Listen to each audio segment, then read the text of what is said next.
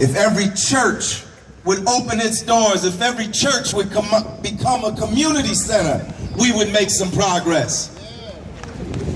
There's so much we can do, brothers and sisters. Let me say, first of all, that I unite with everything that has been said here today. With everybody that has said it, with every program that has been given, because none of us has the solution, but all of us have part of the solution. And everything that everybody has said is part of the solution. Every mentoring program is part of the solution. Every leadership program is part of the solution. Every street rally and every prayer vigil. And let us give a big hand to the Newark Anti-Violence Coalition that's been having street rallies for over 2 years, every week, 4 years, more than that. Let us give a hand to Street Doctor, who's been out here trying to save our children, doing it one by one.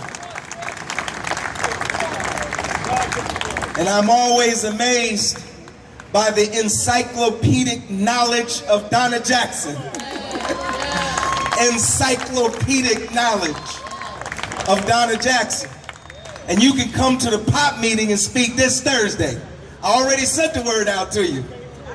All right. There's so much, brothers and sisters.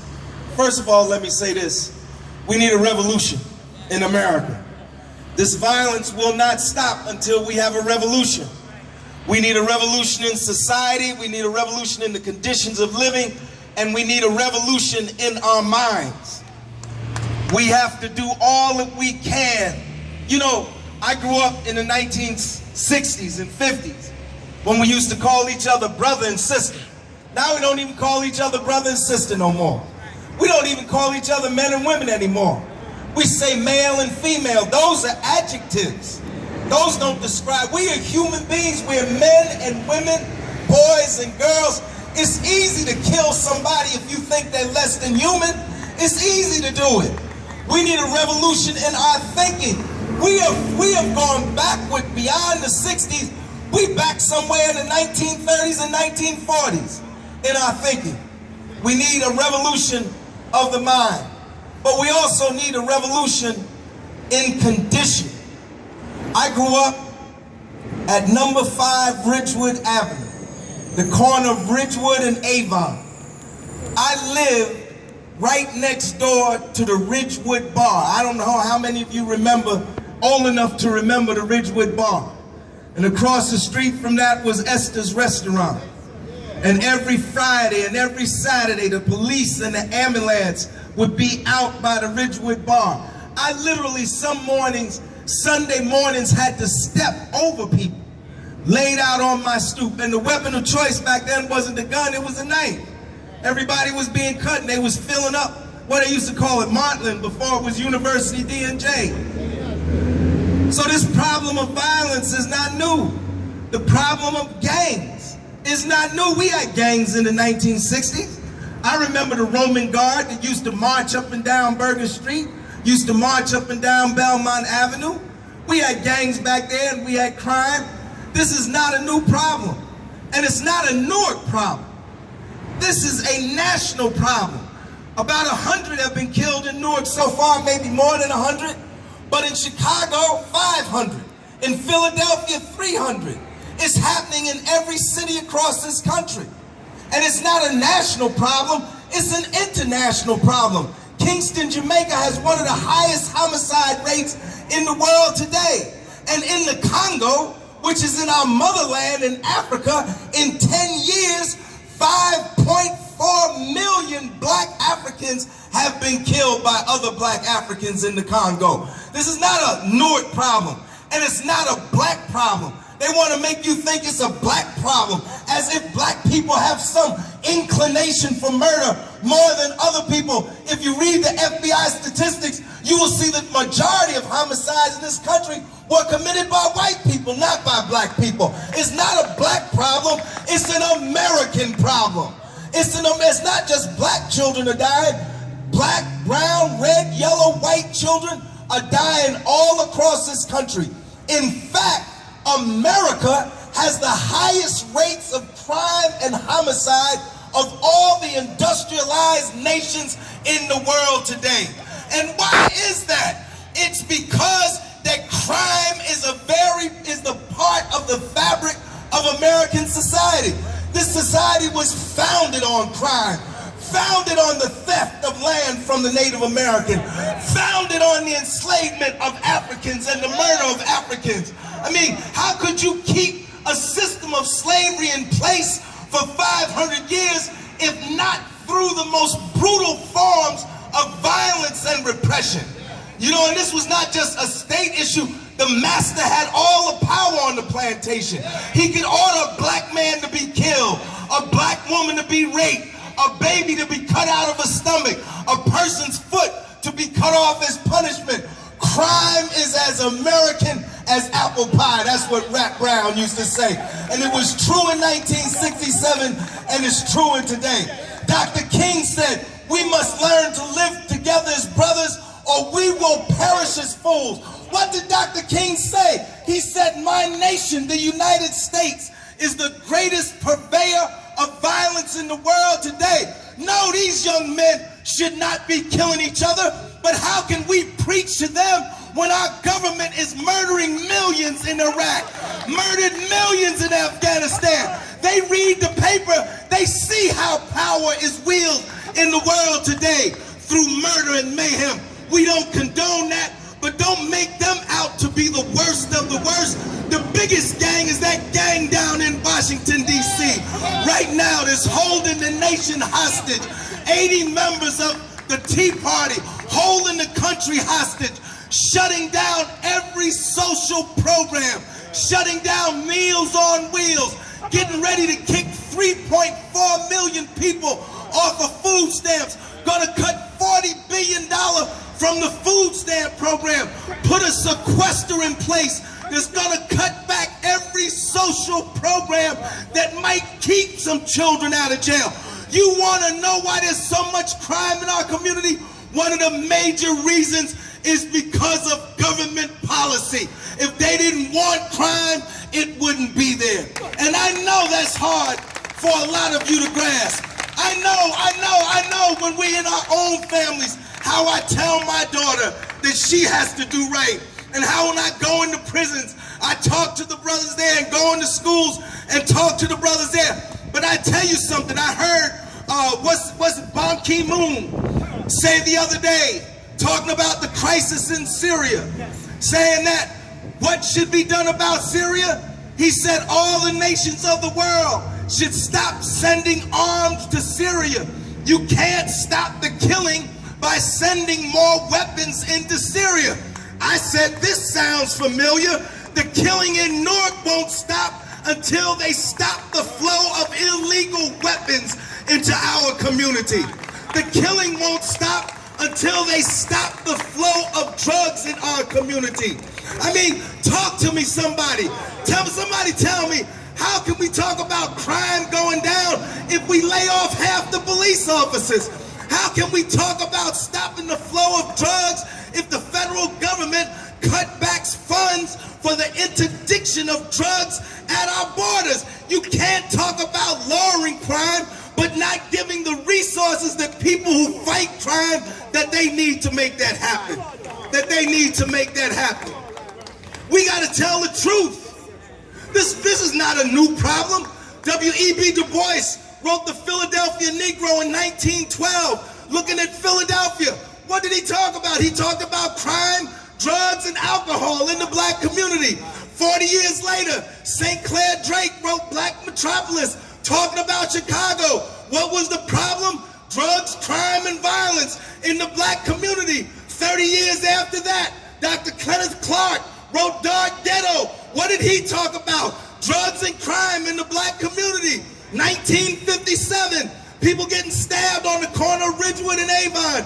1993, People's Organization for Progress has its first rally against drugs, crime, and violence at the Jesus is Love Church on Springfield Avenue, co-sponsored by the Metropolitan Ecumenical Ministry.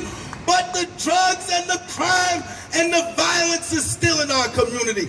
I'm telling you, until there's a change in government policy, If they got $1 trillion to overthrow governments in Libya and Iraq and Afghanistan, if they got $1 trillion to bail out banks, they got enough money to stop the flow of drugs and guns into our community.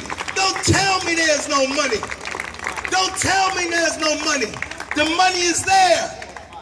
Look at this city subway down here. Somebody talking about what government can do. Government can do a lot. Government could turn this situation around. There's a city subway that runs down here in Newark. It runs out of the North Ward. It runs down to Penn Station. Do you know where that city subway came from? The city subway was a WPA project. Do you know what the WPA was? That was the Works Progress Administration.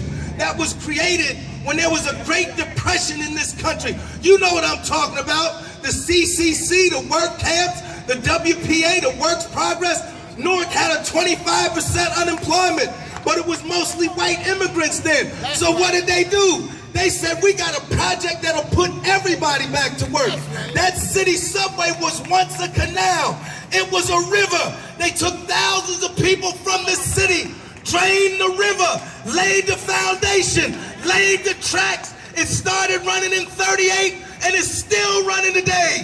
If they could do that in 1930, that's the kind of project that we need in 2013. Don't tell me what's possible. Malcolm X said, history is the greatest to instruct us. All we gotta do is look at our history. All we gotta do is look at our history.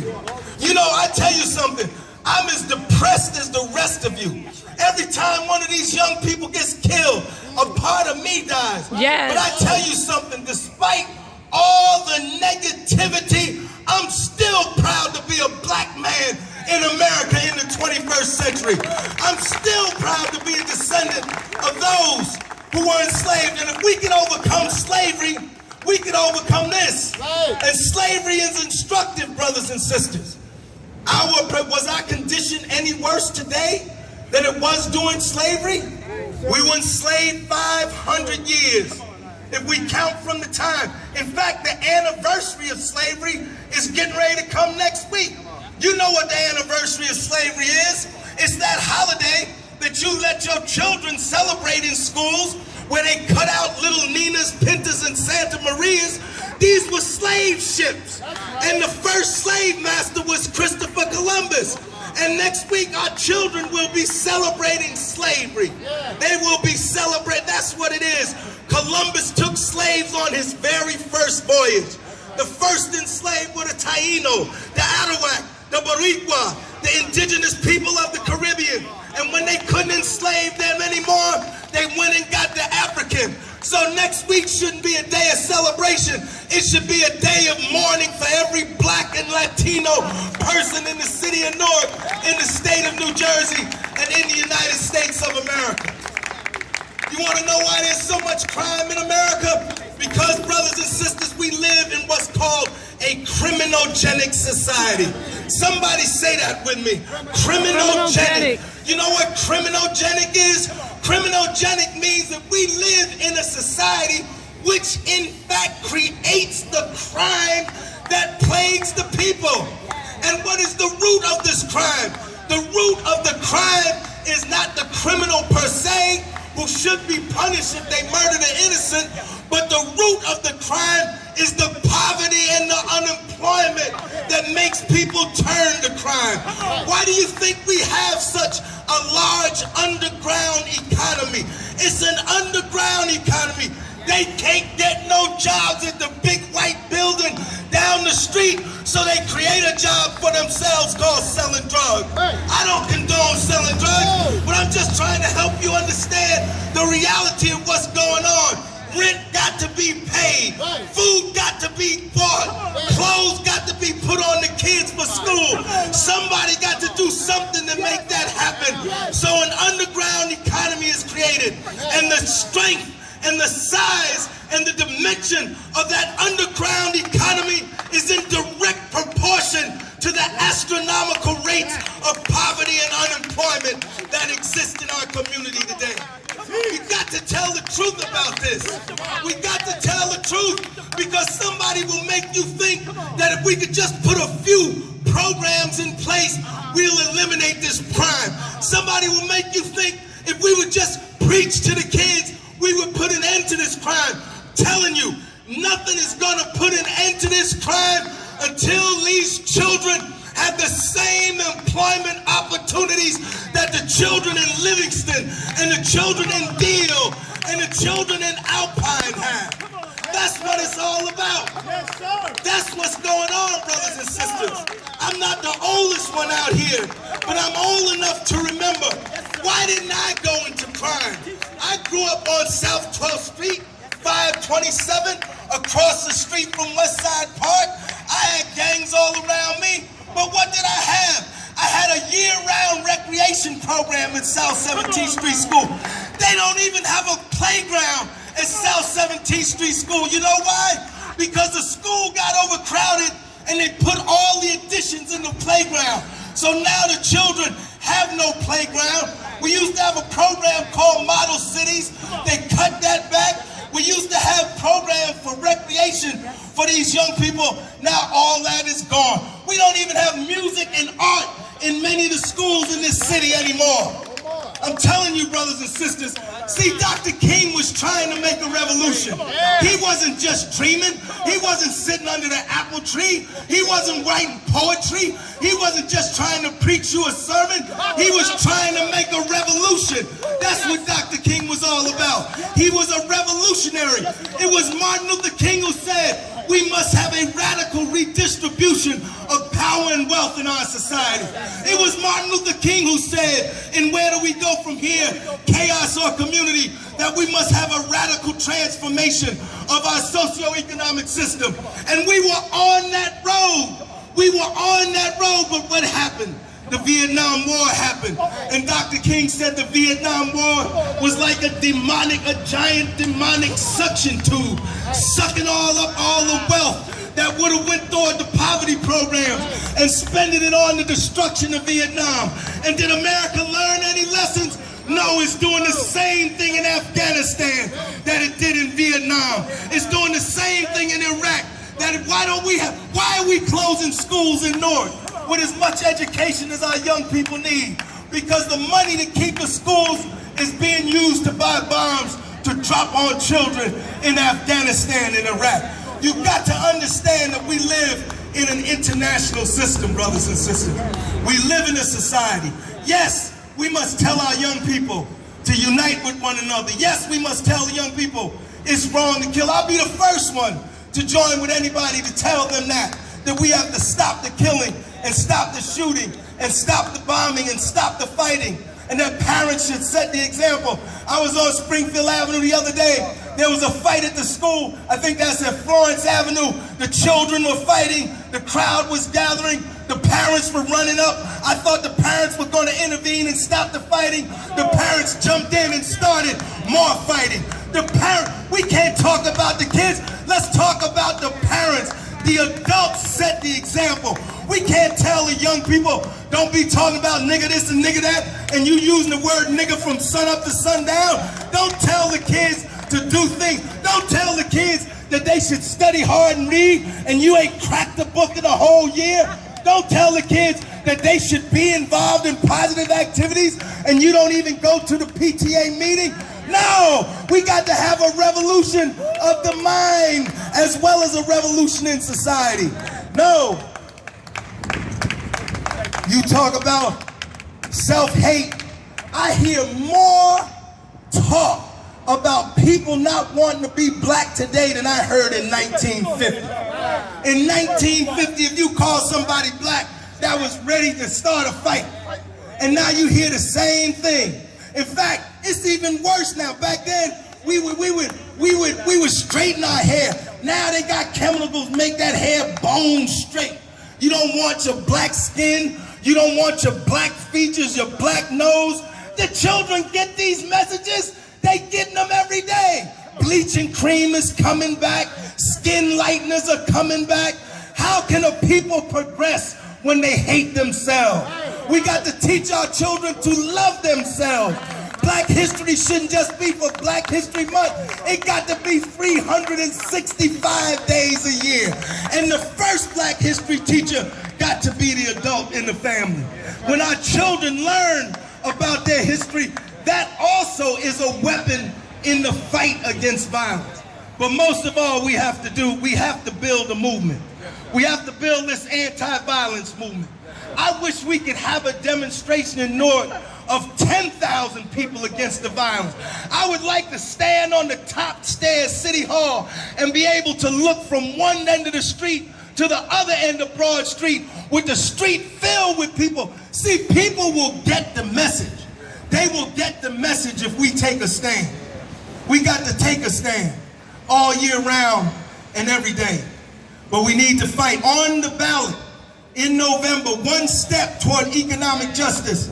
They're going to have this referendum question on the minimum wage. We got to vote. We got to turn people out and make that referendum pass on November 5th. Yes, we need a minimum wage. Yes, the minimum wage needs to be raised to $8. But I'm going to tell you something. You can't pay rent on $8 an hour. You can't close the kids on $8 an hour. All $8 an hour will do will get you back and forth to work. That's the only thing it will do. We got to do what Dr. King said and make everybody have a living wage. You know what a living wage is in Essex County? It would be $23 an hour. That's what people need to live. That's what people need to live on. We need a national jobs program. They did this during the 30s. Roosevelt, the Democrats in the 1930s created a national jobs program called the WPA, the CCC. They put 11 million people back to work in 36 months. That's what we need right now. That's what we need President Obama to talk about. But he's not going to talk about it unless we push him to talk about it. We got to push him to talk about it. Because this crime, these drugs will continue. Half the city of Newark lives in poverty. And most of them live in dire poverty. I don't even know how people live on $10,000 a year anymore. How do you live on $10,000 a year? I would steal if I was making $10,000. You think I wouldn't? I ain't gonna lie to you. I would steal. But for my family, I might do some things that I'm not proud to talk about. But I ain't gonna let my kids go hungry because my baby mom can say, I ain't shit. You know, I ain't gonna do it. I'm gonna get some on that table. Get some clothes somehow, some way. You know, right? Come on. We need a national jobs program. We need to end these wars. We need to tax the rich, make them pay their fair share. The Reagan tax cuts need to be repealed. We need to tax the rich at the rate they were being taxed before Reagan. That's how come we have all these budget deficits.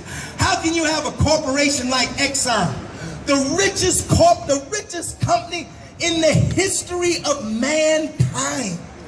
In the history of mankind. They didn't pay $1 in taxes last year. But you skip your little $1,500 you might owe to the federal government. They'll lock your behind up. They'll go in your bank account, take the money out, and put you in jail. But they ain't put Exxon in jail. They ain't put General Electric in jail. Hundreds of these corporations are not paying anyone. They're the real thieves. They're the real gangsters. I'm telling you.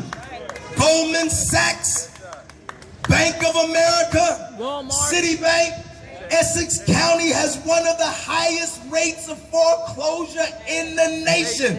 And who's throwing the people out of their home? Wells Fargo, Chase, Bank of America. They all right down there, Broad and Market. I wish I could do a citizen's arrest. I wish some of you was bold enough. I go in the bank and arrest the bank president because that's who need to be arrested. Brothers and sisters, we gotta stop the violence. Stop the shooting, stop the killing. Love one another. It's the golden rule. Treat others as you would want to be treated. You know, we have these signs. We're gonna get these signs all up all around Newark, everywhere. But we got to work. And I know everybody here is in the choir. I don't even know why we preaching to the folks that are here today. But we got to go out and spread this message. We got to spread this message, brothers and sisters. So thank you very much. Power to the people. Power to the people.